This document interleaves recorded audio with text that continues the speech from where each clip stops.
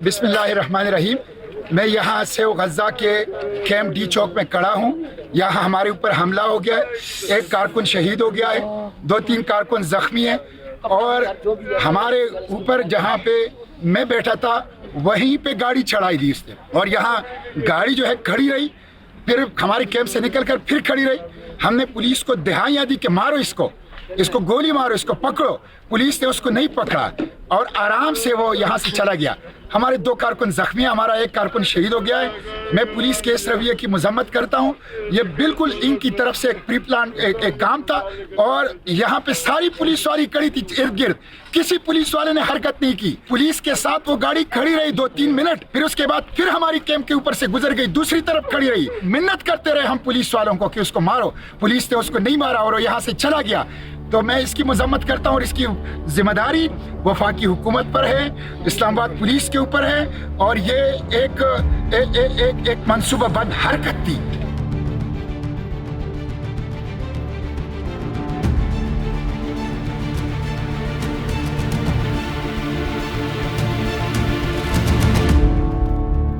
Save गज़ा campaign एक civil society की movement है जिसकी फाउंडर हुमैरा तैयबा साहिबा हैं। ये ए पॉलिटिकल कैंपेन है, इसका सिर्फ एक मकसद है और वो गज़ा को बचाना है। इस मुहिम का बुनियादी मकसद ये है कि पाकिस्तान के हुक्मरानों को बिलखसूस गज़ा के अंदर सीज़ फायर के लिए जगाया जाए, इसी तरीके से वहाँ पर मौजूद ज़ख्मियों को निकालने के लिए जगाया जाए, वहाँ पर इंसानी इमदाद पहुँचाने के लिए उनको तैयार किया जाए। सेव गज़ा के पुरअमन धरने के ऊपर रात जो बेईमाना वाक़या हुआ कि जिसके अंदर खुफिया और पुरस्रार तरीके से एक ऐसी गाड़ी कि जिसकी नंबर प्लेट भी 2 नंबर निकली, वो रात को इस धरने के ऊपर चढ़ा दी गई, जहां 2 लोग शहीद हो गए। रात के तकरीबन 3-3:30 बजे यहाँ एक ब्लैक कलर की यारिस गाड़ी आई है। तो जो हमारे प्रोटेस्टर्स थे उनके ऊपर से चढ़ाई की है। सेनेटर मुश्ताक अहमद बैठे हुए थे वहाँ पे, उनके आगे 3 जवान बैठे हुए थे जो यूनिवर्सिटी के बच्चे थे, वो हमारी मीडिया टीम के लोग थे। उन्होंने उसके ऊपर चढ़ाई की है। एक की तो बिल्कुल शक्ल ही बिगड़ गई है कि हमें समझ नहीं आ रहा कि वो बंदा है कौन। एक शख्स था जो हमारे रुमान भाई थे, जिनकी वजह से आज हम सब यहाँ पे इकट्ठे हुए हैं। रुमान भाई हमारे मीडिया के इंचार्ज थे, वो हर दूसरी चीज़ की हमें पल पल की खबर देते थे। वो वहाँ खड़े हुए थे, उनकी ऑन द स्पॉट शहादत हुई है। और एक हमारे तलहा भाई थे, वो इस वक्त क्रिटिकल कंडीशन में न्यूरो सर्जरी वार्ड में पिम्स में बैठे हुए हैं। जो लाइट्स ऑफ हो गई, जो नंबर प्लेट थी जब वो आई वो फेक थी। मैं इधर रहती हूँ, I live in like here in this sector. I know कि यहाँ पे आपको मैरियट की चौकी में अगर आप 10 दफ़ा आ रहे हैं 10 दफ़ा आपको वो रोकेंगे, लेकिन एक फेक नंबर प्लेट है, वो किसी ने आइडेंटिफाई नहीं की, वो किसी को नहीं पता चला। और सेफ सिटी प्रोग्राम है तो आई सस्पेक्ट 40-50 किलोमीटर तक उसकी वीडियोस बनी होंगी डिफरेंट। बिल्कुल ऐसे ही है। And we have like there are 3 cameras here यहाँ पे D Chowk. I am not even saying D Chowk, I am saying throughout X point से जेड पॉइंट तक थ्रूआउट इस्लामाबाद। बिल्कुल ऐसे ही है। ये गाड़ी ट्रैक करनी हो तो मैं ख्याल 24 घंटे की मार है कि वो they could pull out all the videos. 7वें दिन की रात थी बेसिकली। ये आपके पास हर वक्त रात को ये लाइटें चल रही होती हैं, ठीक है ना। आपके पास ये जो कैमरे हैं, सेफ्टी कैमरे, ये चल रहे होते हैं, ठीक है ना।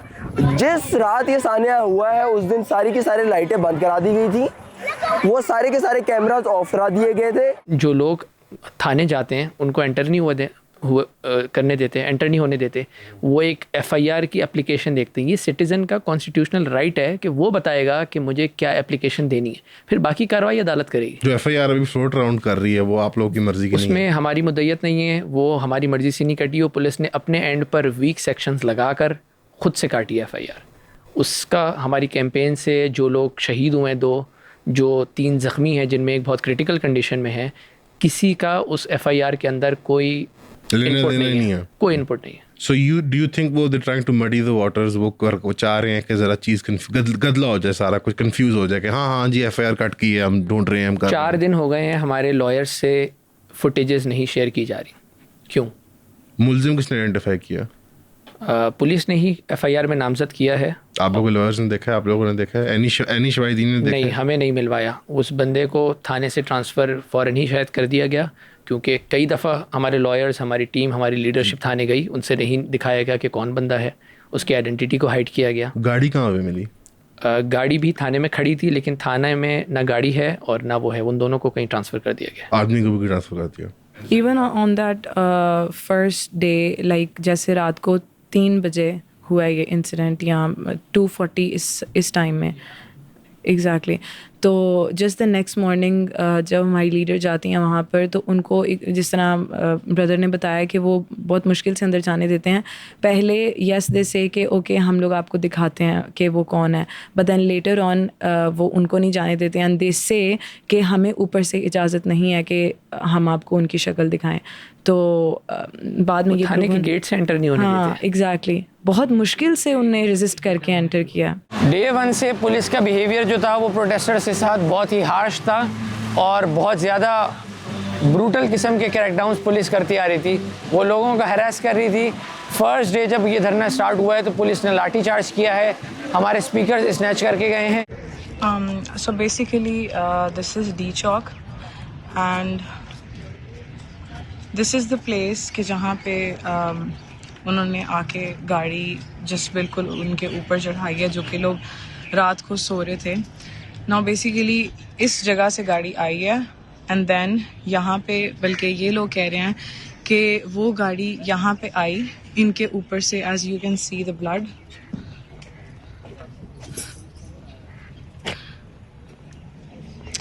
और यहाँ पे प्रॉपर उनके ऊपर गाड़ी आई है एंड यहाँ पे उस गाड़ी ने वेट किया and meanwhile all the protesters were shouting, और वो इनके सामने भीख मांग रहे थे, इन लोगों के सामने, कि कुछ आप करें। इनके पास इनकी गाड़ी रेडी थी, उस गाड़ी का पीछा करने के लिए इनके पास वो सारी गन्स थी, इनके पास हर चीज़ थी जो ये यूज़ कर सकते हैं, but they did not use it. They stood straight और उन्होंने अपने पॉकेट्स के अंदर हाथ डाले हुए थे एज इफ के कुछ भी नहीं हो रहा, but just see the blood. इस दौरान कैंपेन के पैटर्न मुश्ताक अहमद खान साहब, जो कि फॉर्मर सेनेटर हैं, वो रिक्वेस्ट करते रहते हैं पुलिस से कि आप इस बंदे को पकड़ें, इसकी गाड़ी के टायर बर्स्ट करें, इसको अरेस्ट करें। पुलिस मूव नहीं करती है। यहाँ से गाड़ी आई है, यहाँ से गाड़ी आएगी, बिल्कुल चिरते हुए गई है सीधा बंदे का सर। ये लोग खड़े हैं, ये पिस्टल इनके पास नहीं, हमारे लिए इनके पास शल भी आ जाते हैं, पिस्टल भी, लाठी भी आती है, लेकिन वो 2 मिनट खड़ा रहा है उधर। ये गाड़ी खड़ी है इनकी, ये गाड़ी खड़ी है इनकी गाड़ी स्टार्ट भी थी, ये उन्होंने पीछे नहीं किया, लेकिन ये गद्दार लोग, बेजमीर लोग इसी तरह जेबों में हाथ डाले डंडे पकड़े खड़े रहे, गद्दार लोग। एंड देन वो गाड़ी वापस गई है और वापस जाके भी ये वाला जो एरिया यहाँ पे वो गाड़ी रोम अराउंड करती हुई है, वो गाड़ी बार बार गुजरी है यहाँ से और फिर भी इन लोगों ने उस गाड़ी का पीछा नहीं किया।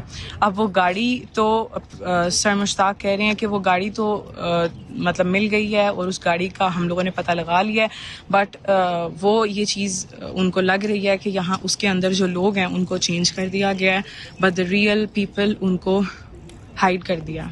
उसके टायर में फेंसेस पड़ी लगी थी, वो बंदा तरीके से उतरा है, उसने फेंसेस निकाली हैं, उसका टायर बर्स्ट हो चुका था, फिर वो गया है। एनी शाहिदीन ने बताया he was a 6 feet tall man, he was a full time body builder बंदा था, लेकिन जब वो जेल में लेके गए, अच्छा वो उस बंदे ने ब्लैक आउटफिट किया हुआ था, जब जेल में लेके गए, वो एक छोटा सा एक लड़का है, ठीक है ना, उसने पिंक सी शर्ट पहनी हुई है, गाड़ी भी वो नहीं है। जहाँ तक पता लगा पुलिस से ही बाय द वे कि जो मुलजिम है वो एक लेफ्टिनेंट है। जी, he is a serving lieutenant. और उनके वालिद भी गालिबन कोई ऑफिसर, वालिद साहब जो हैं वो भी सर्विंग ऑफिसर हैं, ब्रिगेडियर या कर्नल थे गालिबन। जी, पुलिस की रिपोर्ट्स के मुताबिक ही is a brigadier serving in intelligence. गाड़ी भी इंटेलिजेंस के नाम पर रजिस्टर्ड थी, यानी प्राइवेट रेजिडेंस की गाड़ी नहीं थी उनकी, नहीं अपनी, वो डिपार्टमेंट की गाड़ी थी। उन्होंने उस लड़के को गाड़ी कन्फिस्टिकेट की, 2 घंटे बाद गाड़ी भी छोड़ दी, लड़का भी छोड़ दिया, लड़का चेंज करके, नाम चेंज करके उन्होंने कंप्लेंट दायर कर दी। ये बहुत सवाल उठा देती है बात, ये चीज़। अब हाँ, सारे जो शवाहिद हैं वो इसको एक्सीडेंट से बहुत दूर लेके जा रहे हैं, लेकिन हम ये उसने जन तब रखते कि ये एक्सीडेंट है अगर हुकूमत इस तरह से बिहेव ना करती। इसको has the government try to pass it off as an accidental case? Yes, the very next day, because everyone was saying कि इस्लामाबाद पुलिस ने इतना एक्शन नहीं लिया और सारा कुछ, तो इस्लामाबाद पुलिस ने अपना एक इंस्टाग्राम पे पोस्ट किया था जिस पे they said it was an accident। अच्छा, उन्होंने ऑफिशियली डिक्लेयर किया था ड्रंकन ड्राइविंग का केस तो उन्होंने डिस्क्राइब किया उसको। सर, जो आई विटनेसेस जिनसे मैंने शुरू में जाके बात की, उन सब का ये कहना है कि ड्रंक ड्राइविंग में ना बंदा थोड़ा आउट ऑफ कंट्रोल होता है। इतने स्मार्टली ड्राइव करते हुए आप लाए, फिर उसकी हुआ यह कि धरने के पीछे पुलिस की वायर्स थी वो जो उधर तक जाती हैं रेड जोन के एंट्री के लिए। उसको उन्होंने हमें रोकने के लिए उन्होंने वहाँ वायर्स लगाए हुए थे, तो उस पर उसकी गाड़ी चढ़ती है, उसकी गाड़ी के टायर में वो फंसता है, वो वहाँ से गाड़ी वापस धरने के कारपेट्स पे चढ़ाता हुआ लेकर आता है, जेन एवेन्यू जाता है, गाड़ी से उतरता है, वो उन वायर को निकालने की कोशिश करता है, गाड़ी से उतरता है, जब भी लोगों ने उसको देखा, वरना गाड़ी में बैठे हुए देखना तो बहुत मुश्किल है। तो वो गाड़ी से उस अपने टायर चेक करता है, फिर वापस बैठता है, फिर गाड़ी घुमा के वो फिर ये कोसार थाने वाला जो आपका रोड है नासिमुद्दीन रोड की तरफ, और वो उस टाइम की वीडियो भी मैंने देखी जब वो रिवर्स करके वो आपने देखी वीडियो, ठीक है। तो वो वहाँ से भागता है। इस पूरे प्रोसेस में मुश्ताक साहब और जो हमारे प्रोटेस्टर्स थे वो उन पुलिस से मिन्नतें करते रहे कि आप इनको रोकें, आप इसके टायर बर्स्ट करें, आप इसको रोकें। और पुलिस की गाड़ी रेडी थी, उसकी लाइट जल रही थी, उस स्टार्ट गाड़ी ने चेज नहीं किया उस बंदे को, तो वहाँ से उन्होंने जाने दिया। और तार के साथ पुलिस वाले खड़े हुए थे, और आप यकीन करें अगर मैं वो तार क्रॉस करती ना तो मुझे गोली मार देते और कहते कि ये इसने स्टेट की खिलाफ वर्जी की है। लेकिन वो गाड़ी वाला वहाँ तार क्रॉस करके चला गया, वहाँ रुका भी रहा, वहाँ से यू टर्न करके वापस आया, पुलिस वाले देखते रहे, उन्होंने उसको कुछ भी नहीं कहा। You know what? जो सबसे स्पेशल बात है, पुलिस को कैसे नहीं पता था कि ये सुसाइड बॉम्बर नहीं था जो सेक्रेटेरिएट पे जाके मारना चाहता था, रेड जोन में बॉम्ब मारना चाहता था। How do they know? यानी आप मेरी बात अगर समझें कि अगर मैं हाई स्पीड पे एक गाड़ी रेड जोन के सामने ले आऊँ तो पुलिस का इमीडिएट रिएक्शन क्या होना चाहिए कि ये तो अंदर घुसना चाहता है, तो सुसाइड बॉम्बर है, इस तरह की कोई चीज़ है। उनकी इमीडिएट रिएक्शन ये नहीं होना चाहिए एक नाके के सामने अगर गाड़ी बंदा हाई स्पीड ला के टकरे मार रहा हो। लाइक पुलिस की जो एक नॉन चलांट एटीट्यूड था, मैंने वीडियोस देखी हैं, वो जो हाथ में हाथ डाल के बैठे हुए हैं, जेबों में हाथ डाल के बैठे हुए हैं, थोड़ा सा आपको कुछ नेफेरियस एलिमेंट नजर आ रहा है। मैं इंसिनुएट कुछ नहीं करना चाहता, बट अकल के खिलाफ है ना, लॉजिक डिफाइज और लॉजिक। आप कभी नाके से गुजरे? मेरी दाढ़ी है, मेरे बाल काफी लंबे हैं, मुझे तो गाड़ी से उतार लेते हैं, मेरे तो सब सीटें भी खोल लेते हैं आम नाके के ऊपर। लेकिन इस्लामाबाद के सबसे सिक्योर जोन में पूरे पाकिस्तान के एक 100-120 की स्पीड पे बंदा गाड़ी लेके आता है और वो फायर नहीं मारते उसको।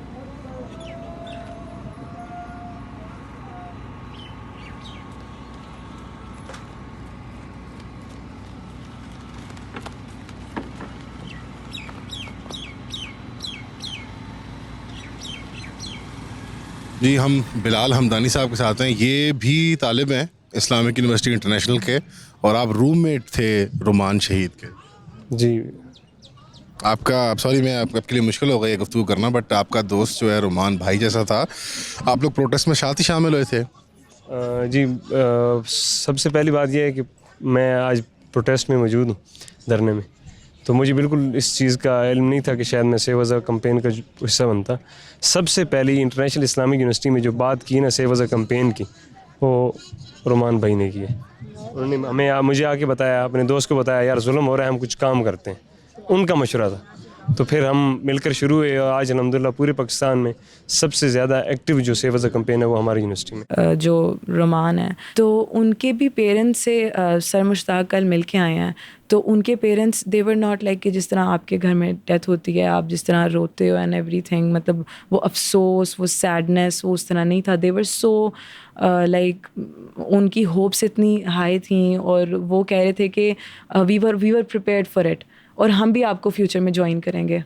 रोमान भाई से तो इतनी आपको मोटिवेशन हासिल करनी चाहिए कि जो अपने पेरेंट्स को वहाँ पे घर वालों को तैयार करके आए हैं कि मैं शहीद हूँगा। इवन अगर आप उनके पहले वाले मैसेजेस देखें एंड सब कुछ देखें, तो मतलब आई फील लाइक कि उधर इतने सारे लोग थे, but he was the chosen. Allah ने उनको चूज़ किया कि ऐसा क्या था जो मुझ में नहीं देखा, किसी और में नहीं देखा, अल्लाह ताला ने उनमें देखा, और एक और जो शहीद हुए थे 45 ईयर ओल्ड मैन क्या उनमें देखा। तो ऐसी उनमें क्या चीज़ थी जो हम सब में नहीं थी, and they were the chosen one. I think the attitude that you guys have developed यहाँ पे ज़िंदगी के साथ and with death as well, ये आइडियल है I think for a Muslim polity या कम्युनिटी के यू नो आप रश कर रहे हैं अपने साथी के ऊपर, and this is good stuff guys. असल में I am very impressed. And जो रुमान के वो रूममेट्स और क्लास फेलो मिले हैं बाहर, बहुत प्यारे बच्चे थे, और वो मुझे बता रहे थे कि पहले वो हिम्मत हार चुके हुए थे, बट रुमान के शहीद होने के बाद वो ज़्यादा सीरियस हो गए। एंड आई मेट देम, और वो बिल्कुल भी परेशान नहीं थे। अस्सलाम वालेकुम, ये मेरे साथ अजवद हैं। अजवद, आप स्टूडेंट बता रहे थे? जी, ए लेवल्स का स्टूडेंट हूँ, अभी रूट्स में नहीं, रूट्स में पढ़ रहे हैं। सो लाइक टेक्निकली आपको आमतौर पर मम्मी डैडी क्लास में लोग डालते हैं, तो लाइक जी बदकिस्मती से डाल देते हैं, लेकिन यहाँ क्या कर रहे हैं फिर आप? बस मैं ज़रा मुख्तलिफ तर्ज का बंदा हूँ। मैंने कहा यार मैं तो बल्कि आज रूट्स के बल्कि 7-8 लड़के लेके आया हूँ। पिछले दिनों जो शहीद हुए हैं 2 साथी, उसने ज़्यादा बच्चों को मोटिवेट किया है। जी बिल्कुल, शेख इमरान बिल्कुल किया। स्पेशली मैं ये बात बताऊँ कि इस्लामिक यूनिवर्सिटी का था वो। जी, इस्लामिक यूनिवर्सिटी में फिर मेरा उसके बाद चक्कर लगा, तो वहाँ के बच्चे बहुत मुतासर थे, वो सारे मतलब तैयार थे अभी निकलने के लिए। और उसके बाद ये इतना जो पावर हमें आज तो जुम्मे के वक्त देखने को मिली है, ये बड़ी एक मोटिवेटिंग फैक्टर जो था वो उनकी शहादत थी। लाइक इन लोगों ने कोई भी वायलेंस नहीं की, कोई चीज़ नहीं तोड़ी, गमला नहीं तोड़ा, 13, 14, 15 दिन से बैठे हुए हैं, उसके बावजूद ये हादसा हो जाता है। हादसा अलर्ट से I don't know if I should call it a हादसा। You conspiratorial about it? हाँ, of course। You're convinced? हाँ, I'm very convinced। Everyone I've talked to, they're convinced कि ये हादसा नहीं था। It wasn't हादसा। Were you sleeping there that night? I was about to sleep there, लेकिन मुझे घर से कॉल आ गई और मैं घर चला गया। Right, अम्मी अबू की बात सुननी चाहिए। आप खातून हैं, आप लोग दोपहर को आते हैं after school, right? Every day आप लोग आते हैं। Did you feel more determined to come back, या आपको क्या फील हुआ था? ख़वातीन में एक खौफ तो नहीं फैला था? No, I was more determined। साथ आपके जो दोस्त थे, we all she is sitting and जब इसको पता चला है, she was like, जैसे ही पता चला है we were like हमने जाना है, अभी जाना है। So हमारी ऐसे था कि the tactic was कि हमारी जो hopes हैं उनको कम किया जाए और ये exactly that was the fear tactic के civilians को लगे this is something, ये एक ऐसी जगह जहाँ पे नहीं आना चाहिए, सेफ नहीं है हमारे। और तो लेकिन अल्हम्दुलिल्लाह आप अगर देखते हो तो हमारे लोगों का काउंट तो इस इंसिडेंट के बाद मल्टीप्लाई हुआ है। एग्जैक्टली, दिन में भी रात में भी बहुत ज़्यादा लोग और मजीद आए। आज ये भी आए हुए हैं, जुमे के बाद आए, ऑब्वियसली प्रोफेशनल्स हैं, जॉब छोड़ के भी अपने आए हैं, दफ्तरों से सीधा आए हैं। उमर साहब और असद साहब, आप लोग दफ्तरों में काम कर रहे हैं, आई एम श्योर 9 to 5, अब तो सैटरडेज भी ऑन होते हैं, 6-7 बजे बंदा फारिग होता है। इतना टाइम या इतनी मोटिवेशन कहाँ से आ रही है? इज़ इट स्पेसिफिकली गाज़ा या उससे कुछ बड़ी चीज़ आई है? It is Gaza, but also जब हमने देखा कि एक फ़ैमिली है, जैसे सेनेटर मुश्ताक है, उनकी वाइफ हैं, वो अपनी फैमिली को लेकर आए हैं और उनके बच्चे बीमार भी हैं, और फिर भी वो इतनी एफर्ट डाल रहे हैं, धूप और गर्मी हो, क्योंकि हम रोज़ यहाँ से आते थे, देखते थे उनको खड़े हैं बैनर्स लेके। तो एक चीज़ अंदर से भी फील होती है कि हम लोग हो के भी फिर भी एफर्ट नहीं कर रहे, कोई साथ नहीं दे रहे। अगर मॉनेटरी हेल्प नहीं कर सकते तो बंदा बेसिकली आके प्रोटेस्ट में थोड़ा वक्त ही गुजार ले, ना उनको कोई वेस्टेड इंटरेस्ट है, ना कोई उनका पर्सनल बेनिफिट मिल रहा है यहाँ से, बट स्टिल वो यहाँ पे आके एफर्ट कर रहे हैं। तो हम अपना लीस्ट जो यही कर सकते हैं, आके यहाँ पे थोड़ा टाइम गुजार लें और प्रोटेस्ट का साथ बने। आई मीन आप लोगों को डर नहीं लगता कॉर्पोरेट लाइक कंपनी को पता लग जाए हमें निकाल दें जॉब से? इस तरह का होता है ना, ज़रा एक वो होता है आजकल प्रेशर होता है कि यार इन कामों में ना पड़ो। प्लस अभी रिसेंटली 2 शहादतें हुई हैं, एक्सीडेंट हुआ है, right? Do you guys believe accident था? नहीं, एक्सीडेंट नहीं था, I think it was planned. Same. उसके बाद आप लोगों को डर नहीं लगा? नहीं, बिल्कुल भी नहीं। हम उससे ज़्यादा अभी फ़िलहाल जज्बे में हैं कि इंशाअल्लाह हम लोग यहाँ रहेंगे और प्रोटेस्ट करते रहेंगे जब तक ये लोग यहाँ पे हैं। लाइक अगर आपको बेशक लीव लेनी पड़ी ऑफिस से, वो भी इंशाल्लाह हम लीव भी लेंगे, बट स्टिल यहीं पे रहेंगे। अभी आई थिंक सबसे जो चीज़ भारी है एज अ मदर, क्योंकि आप एक माँ भी हैं, खातून जो होती हैं, मतलब एक मदरली फिगर आपके लिए बड़ा वो एक इमोशनल होता है। सारे बच्चे बाय द वे आपको अम्मी अब्बू की तरह के लाइक याद करते हैं। अभी रोमान जिस तरह से शहीद हुआ दर्दनाक तरीके से, आपके लिए एक तो ऐसा मेरा काम नहीं है आपको बताना, बट आपको पता होना चाहिए कि आपकी गलती नहीं है ये, आई फील लाइक आप लोग इसको बहुत पर्सनली ले रहे हैं। ये अल्लाह की कुदरत है, अल्लाह की मर्ज़ी है, ये तकदीर के अंदर शामिल था। प्लस वो बड़ा एक अल्लाह नेक बच्चा था, जहाँ मुझे पता लगा है वो तालिब था शहादत का, तो ये अल्लाह की मर्ज़ी थी इस तरह से। तो ये आपको मोटिवेट कर रहा है या इज़ इट मेकिंग यू कि आप कह रहे हैं यार बस बंद करो? मतलब शुरू में तो जाहिर है कि मुझे लगा कि मेरी रिस्पॉन्सिबिलिटी थी और मुझसे कोई नेग्लिजेंस हुई है, या जाहिर है ये सारी चीज़ें मेरे जहन में थी। लेकिन जिस तरह मैंने देखा कि हमारे धरने के जो हमारी मेन वॉलंटियर्स जो बच्चे थे, उनके बिल्कुल जज्बात जिस तरह से एकदम बदल गए, वो थोड़े से इसलिए कि हम लोग यहाँ पर पूरा दिन बग़ैर किसी शेल्टर के, बग़ैर किसी दरी के, बैठने की जगह के हम यहाँ सड़क पे खड़े होते थे 24 घंटे, और मुसलसल ये लोग पूरा दिन ना सिर्फ खड़े होते थे छतरी लेके और मुसलसल नारे लगा रहे होते थे, और क्या इनका जज्बा था। लेकिन ये लोग थोड़े से डीमोटिवेट इस लिहाज से हो रहे थे कि मतलब थक गए थे, इनके ऊपर प्रेशर था अपनी पढ़ाइयों का, क्लासेस छोड़ रहे थे जो भी। तो रुमान की शहादत के बाद से इनकी टोन बिल्कुल बदल गई। अब ये कह रहे थे कि नहीं, अब तो हमें अपनी ये जिद्दोजहद मज़ीद आके लेके जानी है, हमने धरना हरगिज़ अब ख़त्म नहीं करना। तो मैं कहती हूँ कि वो जिस तरह से क़ुव्वत बनकर सामने आई है, तो फिर इन बच्चों की वजह से मुझे भी क़ुव्वत मिली। दूसरी जो बात थी कि जिस तरह से उनकी फैमिली ने जो ऑनर दिया, मतलब मैं तो हरगिज़ अपने आप को उसका अहल नहीं समझती, लेकिन उसके वालिद जिस तरह से मतलब वो कह रहे हैं, जैसे मैंने वकील के लिहाज से पूछा कि मैं फ़लाँ को लॉयर को मैं लाना चाहती हूँ, तो उन्होंने मुझे कहा कि आप ही उसकी वारिस हैं, आप तो उसकी माँ हैं, आपने मुझसे क्यों पूछा।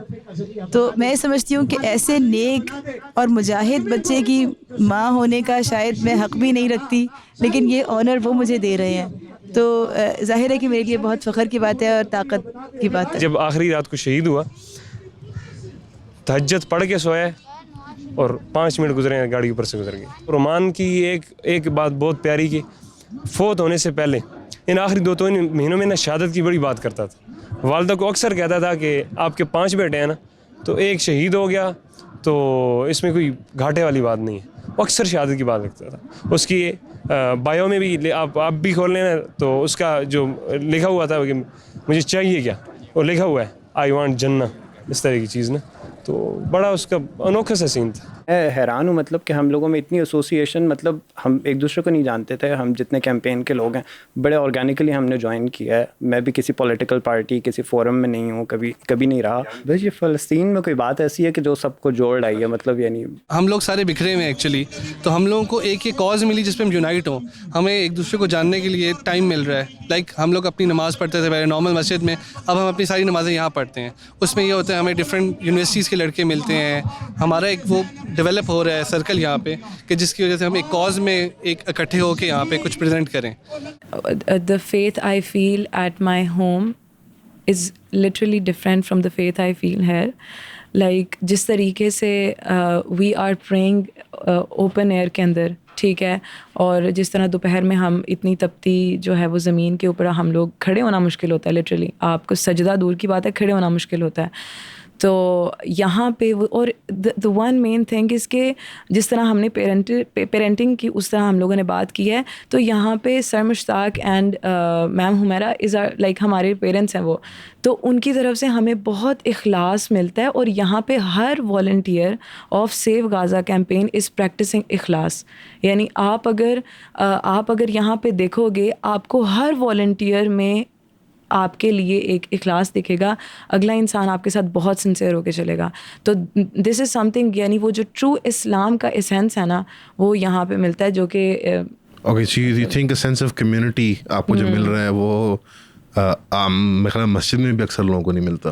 एग्जैक्टली, यू नो लाइक जो एक माहौल है जहाँ पे दे ट्रूली फील लाइक जो मेरा साथी है वो equally as sincere a cause को एज मैं हूँ, राइट, और शायद मेरे से बढ़ के है। तो दैट मस्ट बी मोटिवेटिंग, काफ़ी बहुत मोटिवेटिंग है। एंड यही आपने स्टार्ट में कॉज की बात की थी, तो बेशक हम कम अमाउंट में हैं, but you know it's not about the quantity, it's about the quality. अगर बच्चे यहाँ आ रहे हैं यूनिवर्सिटी स्कूल से और घर में आपको वो सपोर्ट नहीं मिलती, तो आप यू विल फाइंड ये सेव गाज़ा की बड़ी कंड्यूसिव एनवायरनमेंट है। आपको अपने इंटेलेक्चुअल स्पिरिचुअल पीयर्स मिलते हैं, जो पीर ये उर्दू वाला नहीं, पीयर से मुराद यहाँ पे साथी, जो आपको शायद आपसे भी बढ़ के यू नो वो एक्टिविज़म में इन्वॉल्व होते हैं। तो वो बड़ा एक, उन्होंने भी कहा था कि एक मोटिवेटिंग फीलिंग होती है, और वो एक रियल ईमान वाली फीलिंग शायद एक मस्जिद की कम्युनिटी में भी नहीं शायद पैदा होती आजकल। और एक बहुत अच्छा लर्निंग एक्सपीरियंस है। आप इतने डिफरेंट लोगों से मिलते हैं, ठीक है, आप उनकी स्टोरी सुनते हैं और आपका एक फेथ जो है वो रिवाइव होता है एंड एवरीथिंग। मतलब it is very good for your own self as well, आपकी अपनी लर्निंग के लिए, आपके अपने एक्सपीरियंसेस के लिए। एंड जैसे आपने बात की है मैम हुमैरा की, तो I would appreciate her, she is an iron lady, ठीक है, एक जो आपके लिए रोल मॉडल होता है कि how she is managing everything, कि हर किसी का ओपिनियन सुनती हैं, ठीक है, she takes advice from everyone, जैसे आगे निम्रा ने भी कहा। एंड मतलब एक लेडी जो इतनी चीज़ें मैनेज कर रही है, इतनी चीज़ों से गो थ्रू कर रही हैं। इस फजर के टाइम वो शहीद हुए हैं, उससे पहले मैं ईशा के टाइम अपनी फैमिली से बैठा हुआ था पिछली रात को, तो मुझे वो कह रहे थे कि बेटा इतने दिन हो गए हैं आप लोग अब गए नहीं मेरे साहबा के पास। तो मैंने कहा यार, मैंने लिटरली ये कहा था, मैं कहा मैं चला जाऊँगा तो क्या फ़र्क पड़ेगा, उन्हें डंडे पड़ेंगे मैं भी खा लूँगा। लेकिन जब वो सुबह वो शहीद हुआ, फिर अगले को 48 घंटे में फिर बस जहन ही बदल गया। तो आई थिंक आने से फ़र्क पड़ता है, आने से बहुत फर्क पड़ता है। यही बात लोगों की समझ में नहीं आती कि घर बैठ के कुछ और होता है, यहाँ आके जिस तरह से आपको पूरी चीज़ के डायनामिक्स समझ में आते हैं ना, वो घर बैठ के नहीं आ सकते। मेरा ज़िंदगी का पहला प्रोटेस्ट है बाय द वे। ये मुझे पता है, आपने मुझे पहले भी बताया था। नहीं, मैं तो कन्विंस हुआ है। I mean I don't know, may be जब वो लोग पीटीआई और वो नून लीग के धरनों में जाते हैं, प्रोटेस्ट में जाते होंगे, उनके लिए भी बड़ा एक रिलीजियस एक्सपीरियंस होता होगा आई गेस। लेकिन मेरे लिए तो बहुत डिफरेंट था, बिकॉज आने वाले अक्सर लोग ऐसे हैं जिनका कोई पॉलिटिकल बैकग्राउंड नहीं है, कोई इस तरह का नहीं है प्रोटेस्ट का, और अक्सर लोग ये कि पहली दफ़ा आ रहे हैं। जो फैमिलीज़ आ रही हैं ना, आप देखिए कितना, इतनी मैं समझती हूँ कि अगर एक बेदारी है, एक मूवमेंट की एक ऑर्गेनिक ग्रोथ है, बेशक वो स्लो भी है लेकिन वो बहुत बड़ी वैल्यू रखती है। डू यू थिंक अगर हुकूमत मुतालबे कोई भी पूरा नहीं करती, लेट से, क्या प्रोटेस्ट पे आना, शामिल होना इस प्रोसेस में वो इनफ है इन ऑफ इटसेल्फ, या आप तब सेटिस्फाई होंगे जब कोई रिजल्ट मिलेगा? अगर इंसान जो भी काम करता है अगर रिज़ल्ट को देख के करे तो फिर करना ही नहीं चाहिए। इंसान, अल्लाह ताला भी इंसान से एफ़र्ट मांगता है, रिज़ल्ट नहीं मांगता। अगर हम एफ़र्ट पूरी दे रहे हैं, रिज़ल्ट ना भी मिले तो कोई फ़र्क नहीं है। तो मेरा तो यही यकीन है, रिज़ल्ट ना भी निकले बट आप अपनी एफ़र्ट डाल रहे हो, अपनी पूरी कर रहे हो, तो इट्स इनफ। उमर भाई? मेरा एक्चुअली इस पे ये ओपिनियन है कि जिस तरह अगर आप हज़रत इमाम हुसैन की शहादत को देखते हैं तो वो सिर्फ 72 लोग थे, वो सब शहीद हो गए एक कॉज़ के लिए, ख़त्म हो गए। लाइक हम कोई वॉर नहीं उस टाइम जीते, और अभी भी हम लोग कम ही हैं तादाद में। तो इवन अगर हम सब ख़त्म भी हो जाते हैं तो एक कॉज़ जो है वो बाद में लोग याद रखेंगे कि एटलीस्ट एक जनरेशन उठी थी उस टाइम पर और उसने इस कॉज़ के लिए लड़ी थी। आप रिज़ल्ट उसका पॉजिटिव हो, नेगेटिव हो, कुछ भी हो। आपको पता है जब हज़रत इब्राहीम अलैहिस्सलाम को आग में फेंका गया था तो वहाँ पे एक परिंदा था जो बूंद बूंद करके ना कतरा कतरा पानी लेकर आ रहा था। उससे कोई आग नहीं बुझनी थी उसकी, ठीक है, आग नहीं ख़त्म होनी थी, बट व्हाट, उसने अपना रोल प्ले किया, अपनी एफ़र्ट डाली। तो जब रोज़े मैशर वाले दिन हमसे सवाल किया जाएगा ना, तो it's our effort which counts, ठीक है। हमारी जो एफ़र्ट हो सकती थी, what we can do at our end we are doing it. Rest Allah ताला नोज़ आवर इंटेंशन, अल्लाह ताला knows the best. You know, I agree with you principally, but पता नहीं क्यों, I think मैं इतना cynical हो चुका हूँ with age or something, I don't know. I am unable to reconcile in my mind the truth कि यार सिर्फ करना काफ़ी होता है. To try is enough, you know. ज़्यादातर जो लोग हैं यहाँ पे 30 बिलो हैं, I've met some of them, I met a lot of them. मुझे जो डर है कि इनके लिए ये पहला ज़िंदगी का पॉलिटिकल प्रोसेस था, और था भी इतनी क्रिटिकल इशू का। मुझे डर है कि सारे बच्चे अपने फ्यूचर्स में बदजन हो जाएंगे पॉलिटिकल प्रोसेस है, जिस तरह से गवर्नमेंट का, पुलिस का, सिविल मिलिट्री ब्यूरोक्रेसी का, पॉलिटिशियंस का बर्ताव रहा है। आप इनको बार बार दिलासा देते हैं कि हमने पीसफुल रहना है, मोटिवेट करते हैं कि बेटा हमने वो सरकारी प्रोसेसेस हैं उसके हदूद के अंदर रहना है। इतनी सख्ती आप लोग तो कर रहे हैं, स्टेट तो लगता है कि बिल्कुल ही इंटरेस्टेड नहीं है वो एक जो डेकोरम है उसको मेंटेन करने के लिए। बच्चे तंग करते हैं कि भाई हमने तो बढ़ना है, हमने तो तोड़ फोड़ करनी है। जी, मतलब तोड़ फोड़ की बात तो खैर नहीं करते, लेकिन ये कि ये ज़रूर है कि वो ये चाहते हैं कि हम कुछ प्रेशर ज़रूर बिल्ड करें, हम कुछ यहाँ से अचीव करके उठें। अच्छा, उनकी ये भी एक बन रही है, उनको ये एहसास है, वो ये कहते हैं कि हम एक तारीख़ रकम कर रहे हैं, हम पाकिस्तान में सिविल सोसाइटी मूवमेंट की एक तारीख़ रकम कर रहे हैं, और अगर हम इस तरह उठ गए तो ये कोई अच्छी एग्जाम्पल नहीं होगी। Everyone keeps going back to कि ये फ़िलिस्तीन नहीं, पूरे पाकिस्तान के बारे में, this is about us. You keep going back and I note कर रहा हूँ common thread के it's beyond just कि फ़िलिस्तीन में क्या हो रहा है या कश्मीर में क्या होता है या anywhere, ये हमारी सर्वाइवल की जंग है। पाकिस्तान का कौमी मिजाज जो है ना वो वेस्ट या और मुल्कों से डिफरेंट है। वहाँ लोग इश्यूज़ के ऊपर यूनाइट होते हैं, हमारे यहाँ लोग चेस करते हैं पर्सनैलिटीज़ को। वो देखते हैं कि हमारी जिसको हम आइडलाइज़ करते हैं वो पब्लिक फ़िगर वहाँ पर आ रही है कि नहीं आ रही, तो वो चेहरों पर आते हैं और दूसरा अपनी पार्टीज़ पर आते हैं, तो वो कॉजेज़ पर डिवाइडेड हैं। ये बात बहुत बार आपने कोजेंट बात की है कि पाकिस्तान में जनरली सब कॉन्टिनेंट में मिजाज ये है कि चेहरों को देख के आ जाता है। अगर आप इमरान खान या पीटीआई की बात करें तो वो लोग अपनी लीडरशिप के पीछे आते हैं, कारकुन जो होते हैं। प्रिंसिपल कॉजेज़ के लिए हमारी कौम जनरली नहीं इकट्ठी होती है, एंड द आइडिया इज़ कि ये उनकी कल्चरल ट्रेनिंग भी हो रही है, एंड ये एक आई वुड से सेकेंडरी या टर्शरी गोल है कि यार आपको कॉजेज़ पे यूनाइट होना है, अफराद के पीछे नहीं यूनाइट होना। आइडियोलॉजी के ऊपर, प्रिंसिपल्स के ऊपर, ये बड़ी मतलब ओवरऑल पॉलिटिकल डिस्कोर्स के लिए बहुत इंप्रेसिव है, which is why I suspect by the way. मैं नंबर्स की क्यों बात कर रहा था, इस गवर्नमेंट को ख़तरा कहाँ से फील होता है? I was government completely cynically, अगर आप सोचें नंबर दूसरा के नहीं है आप लोगों के, लेकिन थ्रेट आपको शायद वो ज़्यादा फील करते हैं आपसे एज अपोज टू कोई बड़ी तहरीक, कोई TLP या कोई जमात या कोई इस तरह के कोई ग्रुप आ जाए। वो आई सस्पेक्ट इसलिए बिकॉज ये कम्प्लीटली ऑर्गेनिक है, कोई ट्रेंड कारकुन नहीं है, कोई पेड कोई वो लंगर नहीं लगा हुआ, अभी चावल नहीं बटते यहाँ पे, कम्प्लीटली ऑर्गेनिकली अगर कोई आ जाए, शरबत ले आए, कोई पानी की चीज़ ले आए, खाने की चीज़ ले आए, तो वो होता है। अच्छा, मैं एक सेकंड पॉइंट डिस्कस करना चाह रहा था कि लोग क्यों नहीं निकलते। एक तो पर्सनैलिटीज़ को मैंने कहा पॉलिटिकल पार्टीज़ को चेंज करते हैं, दूसरी एक है सेल्फ कॉन्फिडेंस की बहुत कमी। ओवरऑल पाकिस्तान की जो सिविल सोसाइटी है, मैं आ जाऊं तो क्या हो जाएगा, वो शिकस्त खुर्दगी का शिकार हो गई। उनके माइंडसेट में ये है कि हम कुछ अचीव नहीं कर सकते, इन्फीरियर साइकोलॉजी। बिल्कुल। और ओवरऑल स्टेट और पब्लिक को मिलाकर भी एक माइंडसेट है कि पाकिस्तान जो है उसका तो कोई डायरेक्ट स्टेक नहीं है, पाकिस्तान इस मसले को हल नहीं कर सकता। राइट।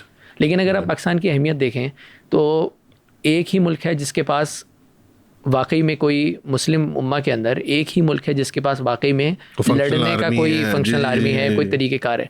बाकी सब जो हैं वो छोटे मोटे हैं। पैसे में किसी और चीज़ में वो आपसे आगे होंगे। आप सोचें कि एक न्यूक्लियर आर्म्ड कंट्री को दुनिया कैसे इग्नोर कर रही है? नहीं कर सकते। ये बेसिकली अगर आप इसका जवाब चाहते हैं ना, मेरे ऑनेस्ट हम्बल ओपिनियन में, जो इस वक्त बच्चा 30 बिलो है ना, जवान आदमी, वो मुशर्रफ डॉक्ट्रिन के अंडर पला है। 20 साल पहले की बात कर रहे हैं ना आप लोगों को, तो इसका अंदाज़ा भी नहीं होगा। मुशर्रफ साहब बेसिकली जो कन्विंस कर गए ना आपको कि आप लड़ नहीं सकते, आप डर जाएं, आप इंडिया से सुलह कर लें, आप अफ़गानिस्तान का सौदा कर बैठें अमेरिकनों के हाथों, आप ईरान का सौदा भी बेच दें अमेरिकनों को, आपके कोई रीजनल एलाइज नहीं है, आप कैपेबल नहीं है, आप पाकिस्तान फर्स्ट है, उम्मत से हमारा कोई ताल्लुक़ नहीं है, मुसलमानों के आपस में कोई वोश नहीं होना चाहिए, नेशनलिज्म एक अजीब किस्म का नया किस्म का नेशनलिज्म, तो वो आपको फल मिल गया, आप खाएं उसको। कि वो जवान जो है वो कम्प्लीटली वो डिफीटेड है। आई मीन और नहीं तो और कम से कम बूमर्स जो थे, जो हमारे बड़े हैं, वो कन्विंस थे कि पाकिस्तान को बहुत बड़ी शय है, चाहे वो डिल्यूजन थी या वो हकीकत थी, वो बेहतर अल्लाह जानता है। लेकिन कम से कम ये तसव्वुर होना उनके अंदर ये काफ़ी था कि वो एक नेशनल प्राइड लेके चलते थे और वो इन चीज़ों को सीरियसली लेते थे। इंडिया पाकिस्तान राइवल समझे जाते थे, अब खत्म हो गया कंप्लीटली, जीट्स ओवर। एंड मटीरियली ये कभी भी ट्रू नहीं था भाई, तसव्वुराती तौर पे हमने इतना अपने आप को उनके सामने जिन बना के खड़ा किया हुआ था कि वो भी इसको एक इक्वल फुटिंग पे मिल लेते थे, बट वो डॉक्ट्रिन बिल्कुल शिफ्ट कर पहली फतह तो आपके जहन में होती है ना, उसके बाद फिर आप उसको ट्रांसलेट करते हैं। आप देखें ना, फिजिकली तो चले हम मान लेते हैं हम कॉलोनाइज भी हुए और अभी इकोनॉमिकली कॉलोनाइज्ड हैं, IMF पे डिपेंडेंसी, वर्ल्ड बैंक, ये सारी चीज़ें, मेंटली तो कम से कम गुलाम तो नहीं होना चाहिए ना। इससे पहले हमने देख लिया गवर्नमेंट ने क्या किया है, ठीक है, और गवर्नमेंट कुछ कर भी नहीं सकते बिकॉज वी ऑल नो कि how this whole system is controlled, ठीक है, we know this thing. Individuals कर सकते हैं, अगर मैं talk about individuals, because I have been part of that system, और मैं वहाँ से मैं आपको अगर एक बंदा भी एक कस्टमर भी छोड़ के जाता है ना इन कंपनीज़ को, उससे भी फ़र्क पड़ता है। तो बिलीव मी और नॉट, ये जो बाइकॉट हमने स्टार्ट किया अभी तो उस तरीके से मैस बाइकॉट नहीं हो रहा, अगर हम नहीं हो रहा पाकिस्तान में, इवन आई थिंक पाकिस्तान में पर्टिकुलरली पाकिस्तान में नहीं हो रहा। जैसे मिडल ईस्ट में तो खैर बिल्कुल भी नहीं हो रहा, जैसे सऊदी अरब, हम इन कंट्रीज़ की बात करें, वहाँ पे तो you can't even, I think आप उस चीज़ को वॉइस भी नहीं कर सकते, आप इसको चीज़ को बिल्कुल आप डिस्कस भी नहीं कर सकते इसके बारे में। लेकिन if I talk about Pakistan, अगर हम इस बाइकॉट को थोड़ा सीरियस लें, अब हमारे पास ऑल्टरनेटिव्स भी हैं, अगर हम जाएँ, इट्स नॉट दैट कि हमें कुछ पर्टिकुलर ब्रांड्स नज़र आएंगे, we'll see other brands as well, local brands, consumer products मिल जाते हैं आपको, मिल इजीली। अब आई थिंक अब हर जगह पे अब आपको कोई ना कोई ऑल्टरनेटिव सब्स्टिट्यूट है, इवन इफ नॉट, अगर आपके पास सब्स्टिट्यूट अवेलेबल नहीं भी है, तो इसको हमें इस चीज़ को अंडरस्टैंड करना पड़ेगा कि ये जो प्रॉब्लम है ना, it's not any other small issue, ये बहुत मेजर इशू है। और ये असल में मुझे लगता है ये हमारा टेस्ट है और हमारा ट्रायल है, ठीक है। इट्स नॉट कि ये गज़ा के लोगों का है, उनका जो अंजाम होगा वो बहुत मुझे लगता है अच्छा होगा। एक्चुअल में ये हमारा टेस्ट है और ये हमारा ट्रायल है, और ये हम लोगों को चेक हो रहे हैं कि भाई हम कितना, मतलब how serious are we in term of, हम अपने दीन को लेके, अपने रिलीजन को लेके कितने सीरियस हैं। तो सबसे पहले मैं एम्फसाइज़ करना चाहूँगी बाइकॉट वाली चीज़ पे, और दूसरा आप निकलें। I know it's not in easy, यहाँ पे हमारे पास स्कूल के बच्चे हैं, कॉलेजेस के, मेडिकल स्टूडेंट्स हैं, लोग आ रहे हैं, आप लोग निकलें, even if you can come for an hour, but be part of these campaigns. कुछ आप गलत नहीं करेंगे, अगर आप अपने टाइम से कुछ निकाल लेंगे तो एवेंचुअली उसका कुछ फ़ायदा ही होगा। तो boycott number 1, keep on doing it, इनको फ़र्क पड़ा है, और secondly be part of these campaigns जो आपके घरों के पास अब हर जगह पे कुछ ना कुछ छोटा छोटा हो रहा है। और एक हमें रेवोल्यूशन चाहिए इस टाइम पे। अभी जो पाकिस्तान की स्टेट है, ठीक है, अगर ऐसे ही रही, डू यू थिंक कि पाकिस्तान सस्टेन कर सकेगा? नो एग्जैक्टली, ठीक है।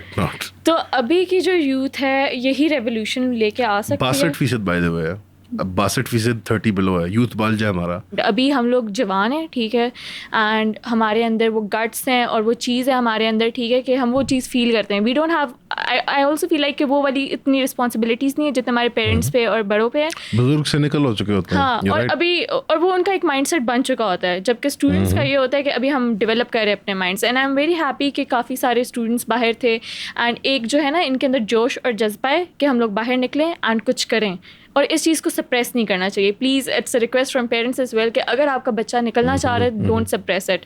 पहले ही एक जनरेशन लूजर्स की आ चुकी है, we don't want another one like that. हम ही कहते हैं कि भाई हमारे पास न्यूक्लियर डेटरेंस है, ठीक है, ये चलाने के लिए नहीं है, ये हमारे डिफेंस के लिए है, ठीक है। तो आप ये देखें कि फ़लस्तीन, अक्सा और ये जो गज़ा और गज़ा के अंदर भी अब रफ़ा रह गया है, तो ये लास्ट ऑफ द लास्ट है, और 1.5 मिलियन की population at the verge of कह लें कि एक्सटेंशन है, बिल्कुल ख़त्म होने पर, बिल्कुल। तो अब ये अगर आपकी रेड लाइन नहीं है तो पाकिस्तान के लोगों के दिमागों में सवाल पैदा होता है कि आप हमारी हिफाजत कैसे करेंगे। अगर ये आपकी रेड लाइन नहीं है, अगर आप इसके लिए इतने बेबस हैं, तो कल को अगर तो डी चौक पे नहीं हिफाजत कर पा रहे, बिल्कुल कल को अगर पाकिस्तान को थ्रेट होती, इंडिया भी आपसे 5 गुना बड़ा है, उस वक्त भी आप ये कहेगा कि ब्रह्मोस भी उड़ के आ गया था, आपको शायद याद हो, गिरा था यहाँ पे पंजाब में, बिल्कुल ब्रह्मोस मिसाइल जो न्यूक्लियर केपेबल मिसाइल है बाय द वे। मतलब अगर ईमानी भी आपका रिश्ता है, और आपने देखा कि पाकिस्तान की करारदाद पास होने से पहले फ़लस्तीन की होती है। कल इमरान रियाज खान साहब आए थे, उन्होंने एक जुमला कहा, उन्होंने कहा हमारी घुट्टी में बंधा हुआ है फ़लस्तीन का मसला, इसको हम अपने से जुदा नहीं कर सकते। तो जब आपकी रेड लाइन अक्सा नहीं है, आपकी रेड लाइन गज़ा के 40,000 शुहदा नहीं है, डी चौक भी नहीं है, शुहदा भी नहीं है, और आपकी रेड लाइन रफ़ा के आखिरी 1.5 मिलियन की पॉपुलेशन भी नहीं है, तो आपकी रेड लाइन फिर है क्या? अगर आप इसके लिए मोबिलाइज़ नहीं होंगे, और अभी भी लोग ये समझ रहे हैं कि इस वक्त हमारे पास स्ट्रेंथ नहीं है, हम अगली जनरेशन को तैयार करेंगे। कुछ लोगों का ये भी एक पॉइंट ऑफ व्यू है कि हम अगली जनरेशन की तरबियत कर रहे हैं, वो आके गज़ा को आज़ाद करा देगी। तो मेरे ख्याल में अपनी रेड लाइन को डिफ़ाइन करें और डिक्लेयर करें पब्लिकली, यार हमारी रेड लाइन ये है कि पाकिस्तान का सिटीज़न आपकी रेड लाइन है, तो वो भी आपकी रेड लाइन है। किर्गिस्तान देख लिया हमने, हर जगह देख लिया, पाकिस्तान की टेरिटरी आपकी रेड लाइन है, वो भी नहीं है आपकी रेड लाइन। क्या है आपकी रेड लाइन? आप तो ज़रा एक्सप्लेन करें ना कि इतना बजट, इतनी कह लें कि रिसोर्सेज, ये सब चीज़ें, ये ठाट बाट, ये किस काम की है? लोगों को बता दें यार ये नहीं है किसी काम की, लोग भी सेटिस्फाई हो जाएंगे, समझ जाएंगे कि कुछ नहीं करना। लेकिन आपने लोगों को एक बेवकूफ़ बना के रखा हुआ है। तो अपनी रेड लाइन को डिफ़ाइन करें, उसको अनाउंस करें पब्लिकली, ताकि लोग एक्सपेक्टेशन वैसी लगाएं। सेव गज़ा क्या कह रही है, इस्लामाबाद आएँ? जी हाँ, हमने आज भी ट्रेंड चलाया कि डी चौक पहुँचें।